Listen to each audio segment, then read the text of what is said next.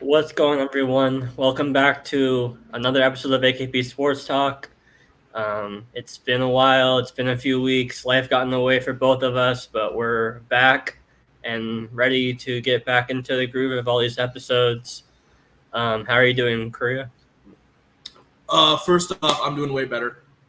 First off, I want to say, life got on the way. Let's just be real how it is.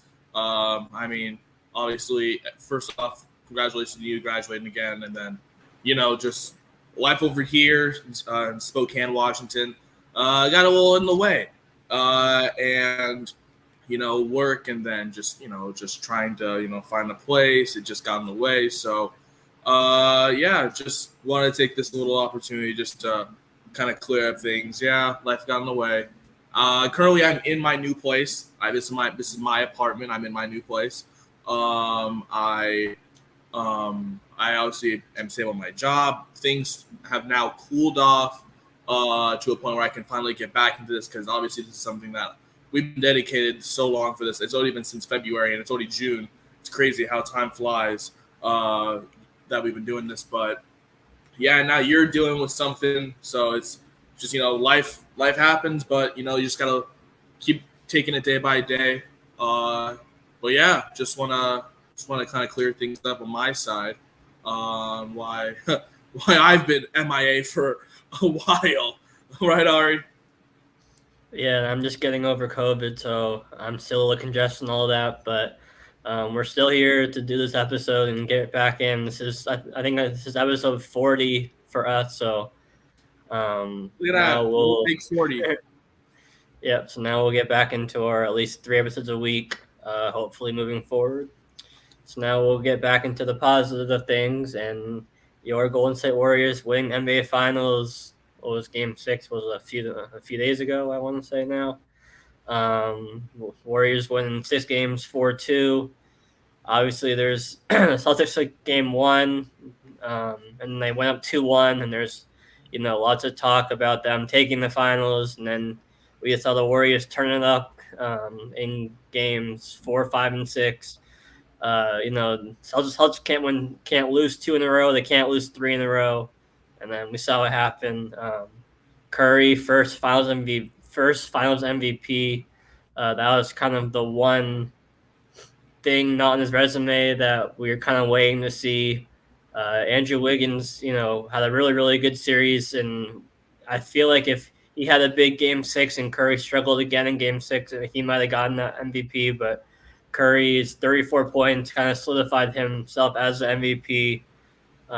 He had 43 in Game 4, and then he had the Game 5 where he didn't even hit a three, 16 points, and then he bounced back in a big way in Game 6 with 34 and 6 threes. Korea, as a Warriors fan, what was your overall takeaway? I guess when they went down 2-1 after Game 3, what were you feeling then? And then what were you feeling throughout the last 3 games? I guess. Let's get right into it. Games 1 through 3, that was the Celtics series. I was sweating because when I saw the Celtics steal Game 1 in San Fran, I knew this team is not gonna. I knew this team was going to use their size to their advantage. I mean, you look at the Boston Celtics, and we've talked about this team throughout the playoff run to the finals. This team has size. You have Jason Tatum and Jaylen Brown, who are at least 6'6". You have a big Hal Horford who can shoot threes. You have Robert Williams inside defensively. You have Marcus Smart on the defense side of the ball as well, who can shoot from distance as well. They have the size and the pieces. But the thing with the Celtics is that they don't have Steph Curry. And if you don't have Steph Curry, you're not going to win these finals. And that's what happened with the Warriors. Steph Curry just turned it on. We saw his Game 4 performance. Obviously, Game 5, we saw that horrific performance, but still win for the Warriors.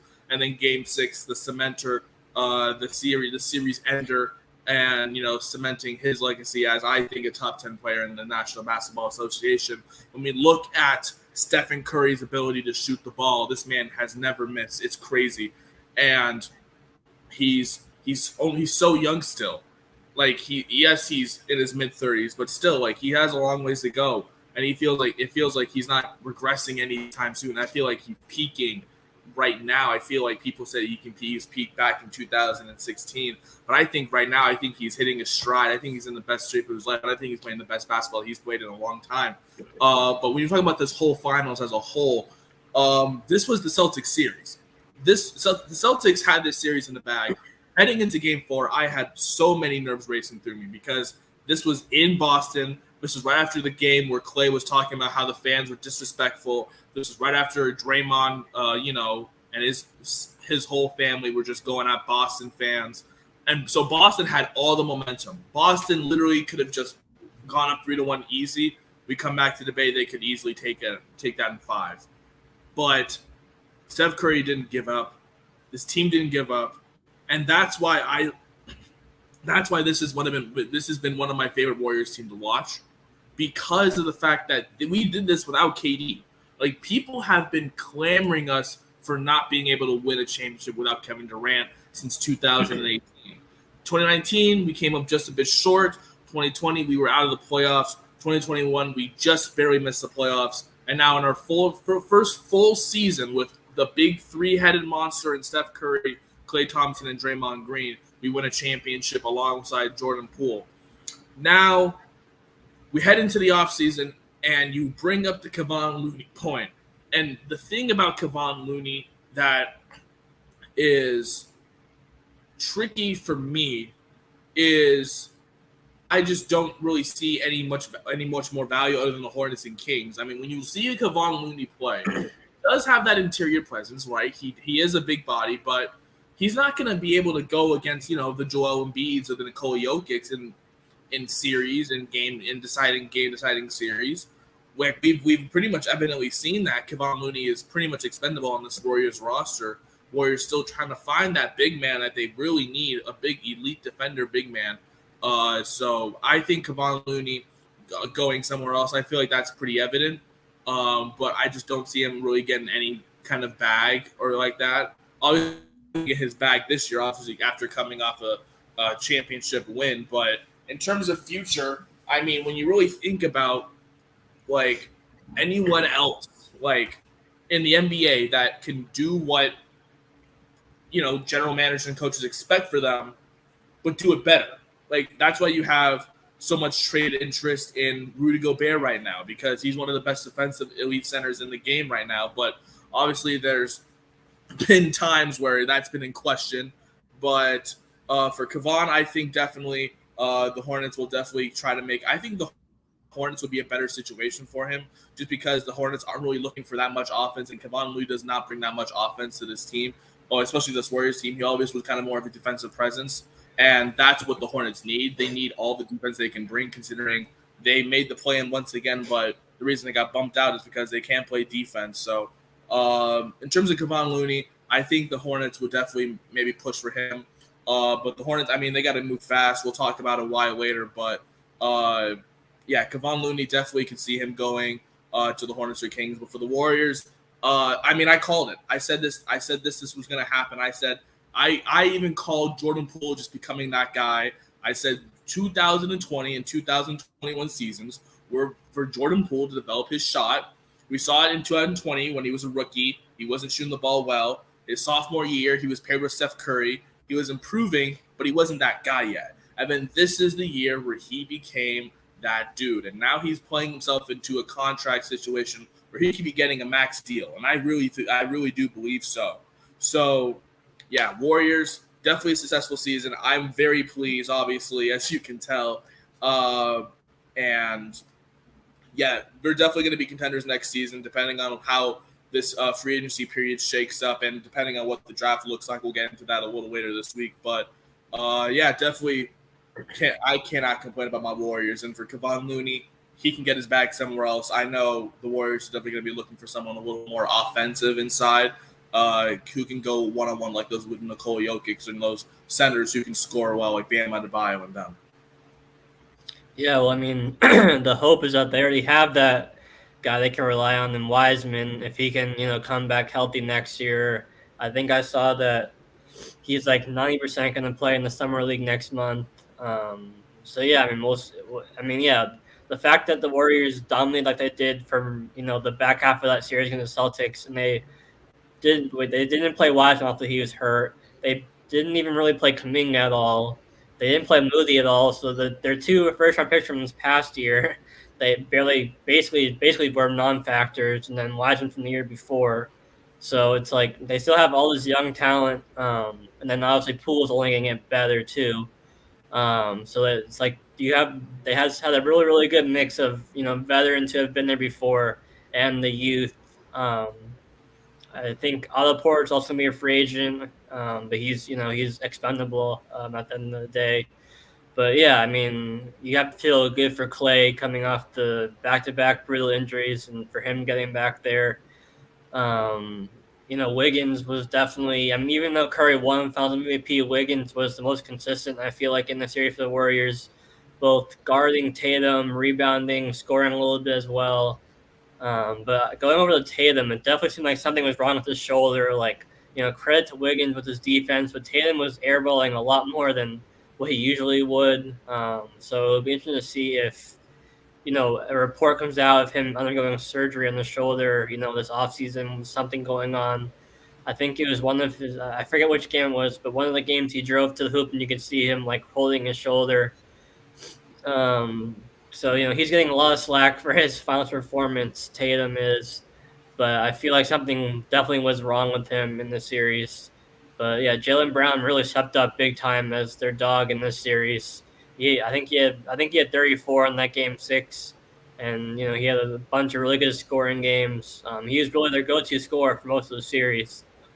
I mean, to add on to that point, I mean, you mentioned Andrew Wiggins, and shout out Andrew Wiggins.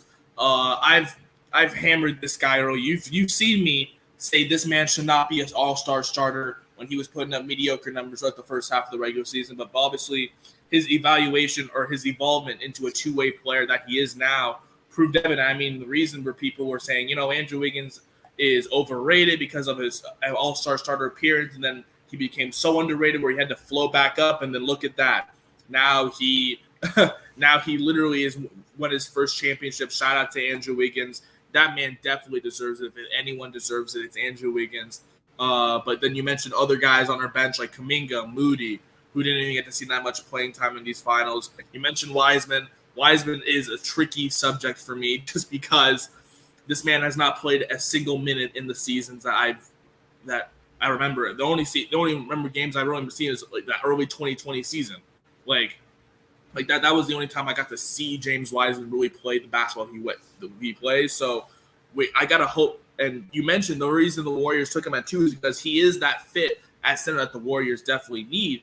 And they took a gamble, and his injury status is definitely proving to be bustable. So that's why he's looking like a bust right now. But if he can come back on a redemption season, play a full 82, get that full 82 under his belt, because he hasn't had that yet. So if he can get that full 82 under his belt, then I think I will actually consider him as definitely a starter on this Warriors team for now. But yeah, you mentioned Jason Tatum and his inability to shoot this whole series. I've seen all the TikToks, I've seen all the memes, people clowning him about the Kobe Bryant text, and I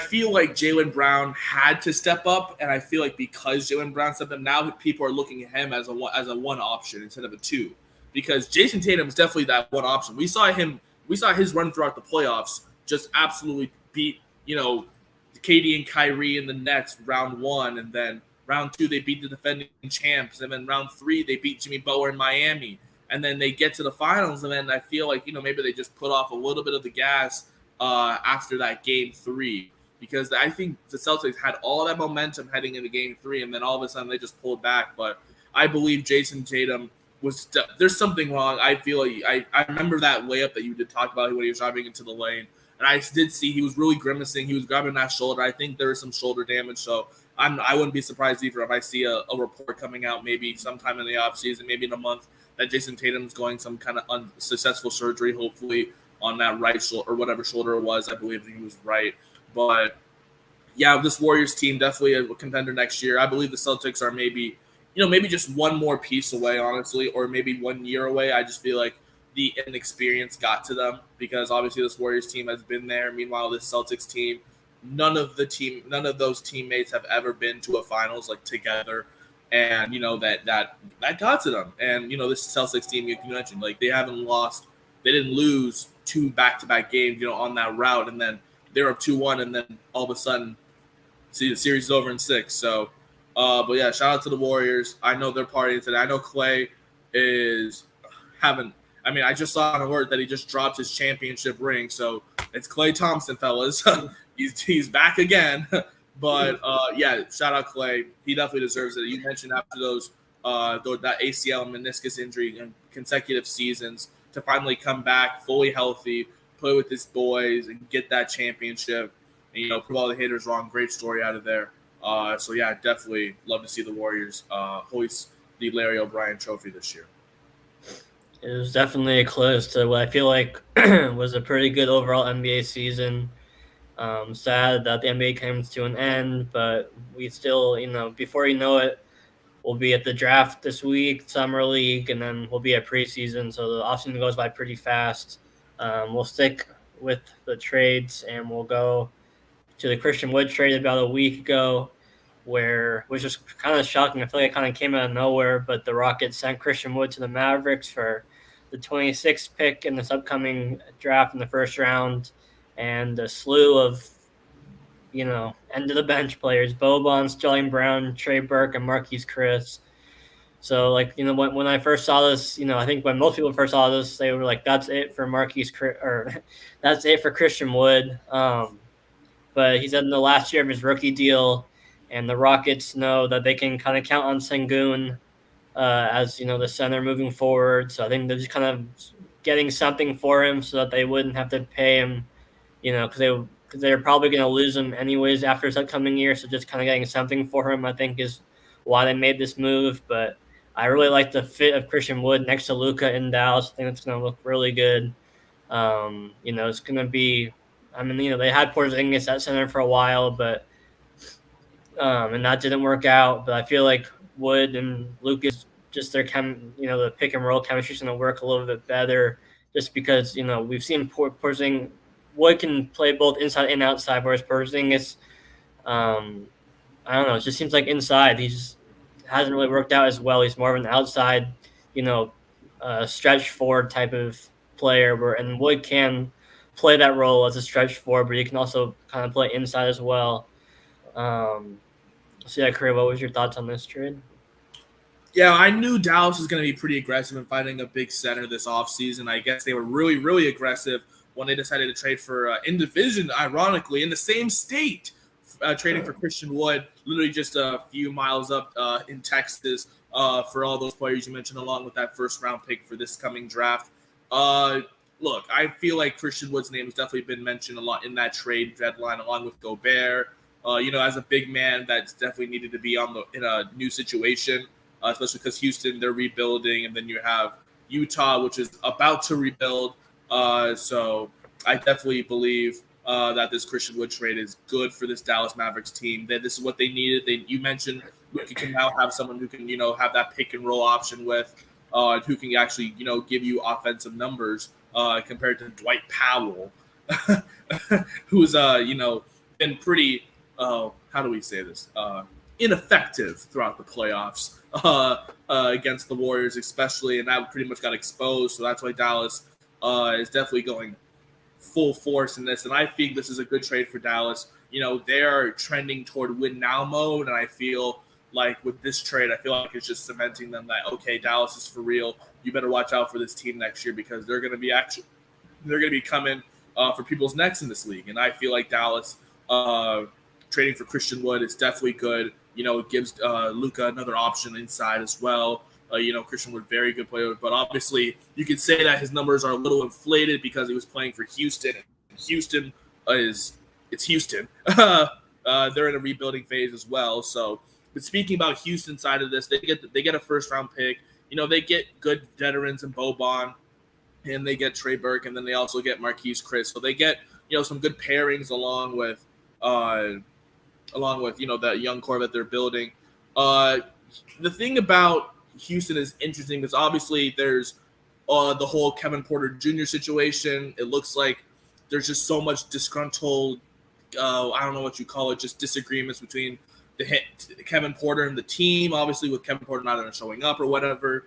So I feel like, I guess people are saying that Houston got fleeced. I don't think Houston got fleeced. I feel like this is a good trade for Dallas. I feel like this is just a good trade for Dallas, for a team that wants to win a championship, because right now they were literally, I mean, yes, they got beaten 5 by the Warriors, but still, like, they beat the Phoenix Suns in 7, and nobody had them. And so that's a great shout out right there. So I feel like this is a great next step for this Dallas team, and for Houston, just more on the rebuild, maybe using that pick as leverage as well to maybe bring in, maybe trade up in the draft as well, to pair maybe their what they have the 3rd pick this year in the draft from the lottery.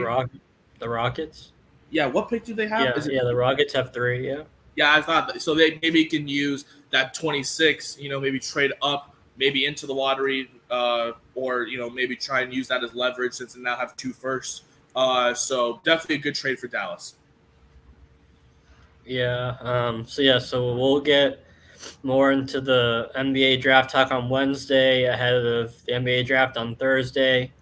But now we will head into the sad state of the Seattle Mariners, currently sitting at 29-39.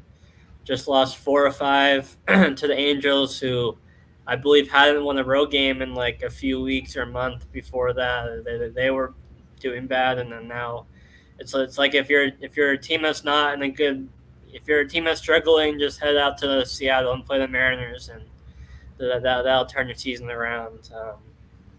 You look at go ahead. I don't even watch the games anymore. Like, I stopped watching after Mike Trout just hits 2-run homers against us.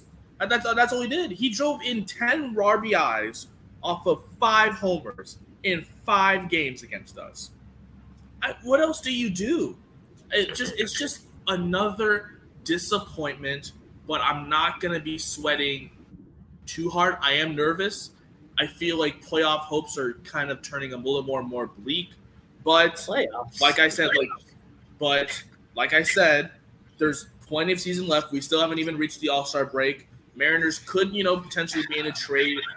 They could be in a trading area, considering, yes, they are 10 games under 500, but the season does get a little easier to right now as they play Oakland for 3. Then they go down to Los Angeles again to play the Angels for 3, back up home against Baltimore for 3, and then Oakland for 3. So this is, if there's any time for the Mariners to turn this, whatever crap this is around, this is that time. They came off a horrible homestand where they lost 2 out of 3. They lost 2 out of 3 to Boston, lost 2 out of 3 to Minnesota, lost 4 out of 5 to the Angels. And that was an opportunity. That was an opportunity for us. So I feel like this Mariners team is just underdeveloping, or not underdeveloping. I think it's just not living up to all the potential. The potential was there. You have it, but it just keeps falling, and it happens every year. It's happening again right in front of our faces. But like I said, if we're 5 games or more if we're 5 games or 500 or more by the All-Star break, then I'll be like, okay, I don't know about this team anymore, because the hope is slowly fading as games just go on. And I thought May was rough. Like, this month is even worse. Like, what are we doing here? Like, I thought June was going to be the month where we move on, because we always have that May slump. And now it's June 20th, and I'm like, well, are we really going to get out of this slump now? I mean, people are saying fire Scott Service. I'm seeing people say move this guy down to Tacoma, bring this guy up. And at this point, I mean, I don't care. I mean, it's not going to change the problem. There's a certain problem in the Mariners organization. There's a reason why nothing just happened. It's the Mariners curse. It happened with Cliff Lee, right? It happened with Eric Bedard, right? And now it's happening with Robbie Ray, another left-handed star pitcher who we bring in, just absolutely just underperforms. And I mean, Ray has looked better. Yeah, Ray's looked better. But the thing with Robbie Ray is, for 8 innings, this guy is him. For 1 inning, This man is the worst pitcher I've ever seen in baseball. I don't get it. Like how does that happen? How does that happen? You look at it was like 3 starts ago when he was playing the Astros, and it was when the Mariners went up big early. Astros countered early, and he was getting hit hard early. And then at that point, he was like a two pitch pitcher, or whatever, 2 pitch starter. And then he added the 2-seam fastball, I believe it was his third pitch, and he ended up going 5 innings, 3 runs, which is like respectable or whatever.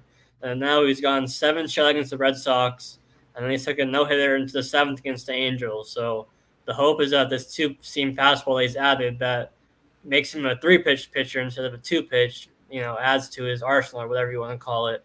The hope is that will continue. That momentum will continue. I think he faces Oakland next, so he better pitch well against them and make that 3 starts in a row where he pitches well. I think he has like a 1.59 ERA over his last 3 starts. So the hope is that this pitch he added a few starts ago is what has turned the season around in the past 2 starts and what will continue to, bring him back. I think it's been 6 years since he threw this pitch, and just randomly he adds it into his start against the Astros, and now he's looked really good. So hopefully that continues. And another struggle is the offense. I mean, when you look at the offense, it's just Julio Rodriguez.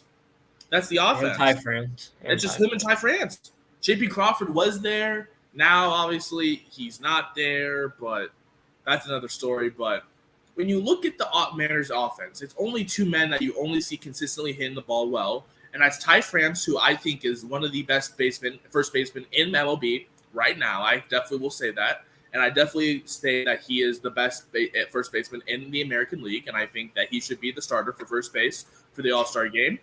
And then you have Julio Rodriguez, who is a great story, leads the MLB in stolen bags. Just that energy that he brings to this team is another reason why we do win games.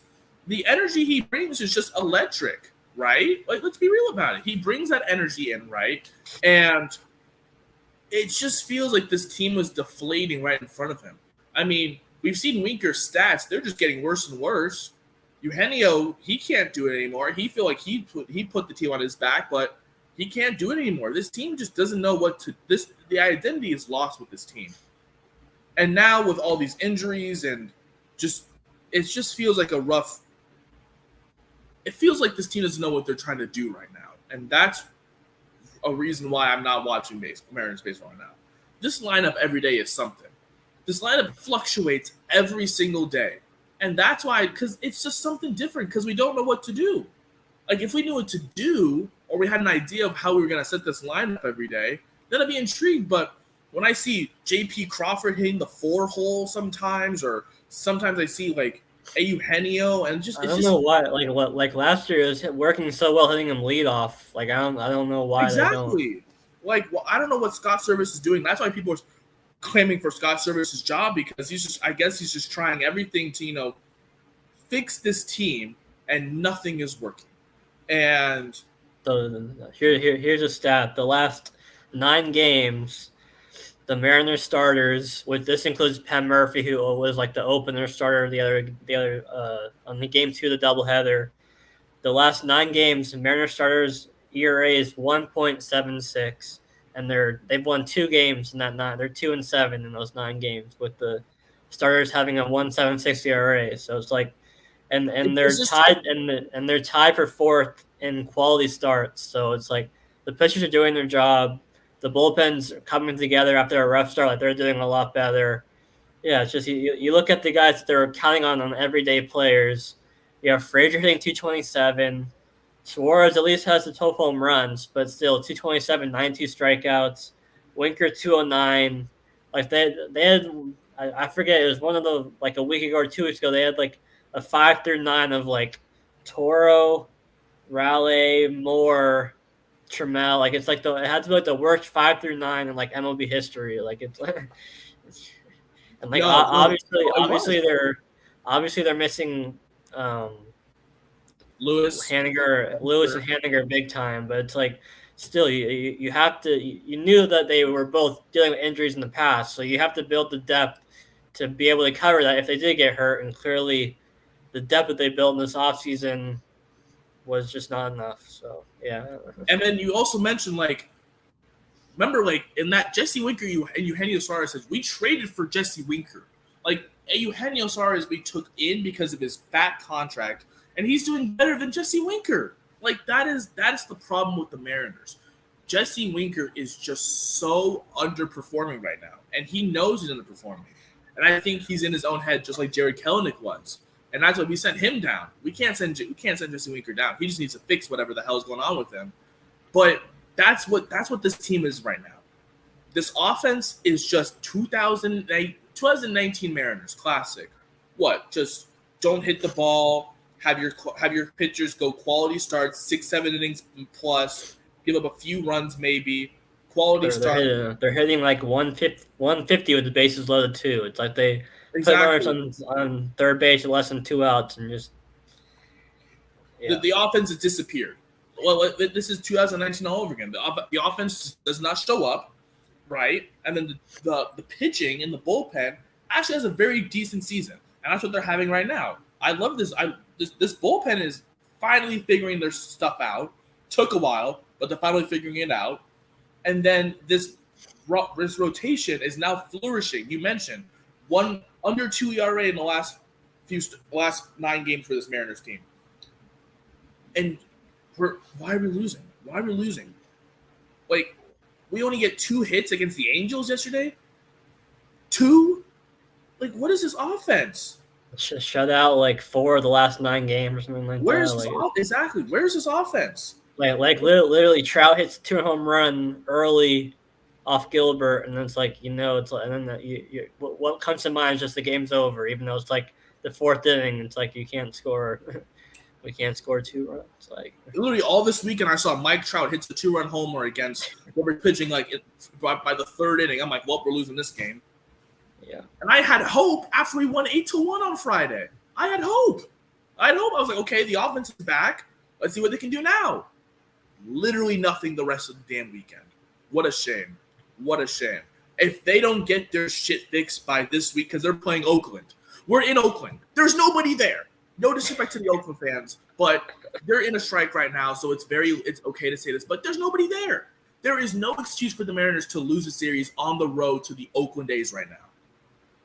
If they lose, we lost 2 or 3 to them out in Seattle. So. And that's the problem. If we lose this series on the road, I'm losing hope. I'm done. The offense is anemic. It's literally trash. We have no offense. The bats are not hitting the balls, obviously Eugenio's high strikeout rate. I knew that was going to happen. That man strikes out every time.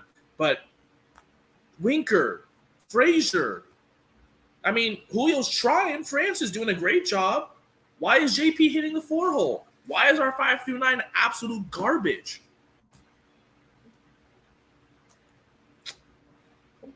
The answer is that we may never know. But I will say, though, I believe Kyle Lewis is supposed to be coming back, anytime soon, I guess? I haven't heard anything recently. Was there an update today? All I remember is that there was supposed to – all I remember is there was a concussion. It was on the 10-day, I believe. Well, it's only 7-day, but last I heard, as of a few days ago, he's still having symptoms, and he's gonna have to have a few rehab games when he's healthy enough to take the field. So I don't know. Well, I bet he'll be back probably around the All-Star game, if not probably after. Okay, that's fine. We get him back at a good time. I don't know what we're gonna do with Kelenic. I feel like that's just a play it by ear situation because now he's injured down in AAA, and then you have Mitch Haniger who's now out for an even longer period amount of time because of his injury. So it's just looking like another Mariners season where stuff just doesn't fall our way, and here we are again questioning what do the Mariners do? The playoff drought's going to be old enough to drink at the bar unless something major changes. Because, I know you say if they don't win this series and you've lost hope, I'm already at that point. I'm already losing. I'm already losing, but it will cement for me if we lose to a team that has literally 10% attendance every single game. I'm still watching and supporting, obviously, but it's like I have zero faith. Like especially with Lewis and Henniger still being out for another several weeks, month, whatever it is. Like I don't see where they get the offense to compete. I mean, like you said, they have some favorable series coming up, so hopefully that they can. I mean, they won the 5 straight series, and even then, they weren't like hitting the ball super well. They were just relying on pitching to carry them. So, yeah, I don't know. It's a shame, man. It's a shame. I loved watching this team.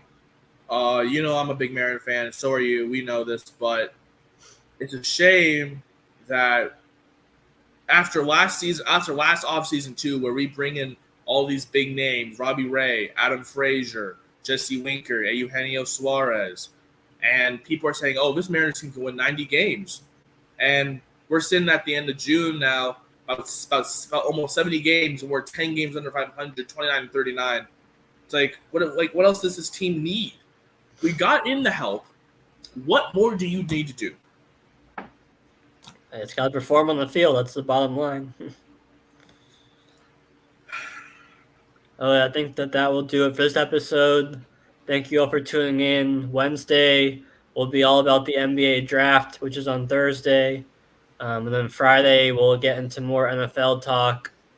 Training camp right around the corner in NFL, so we'll talk about that and some of the latest topics with that. And then we'll also recap the NBA draft on Friday. But yeah, thank you all for tuning in, and we'll catch you all on Wednesday.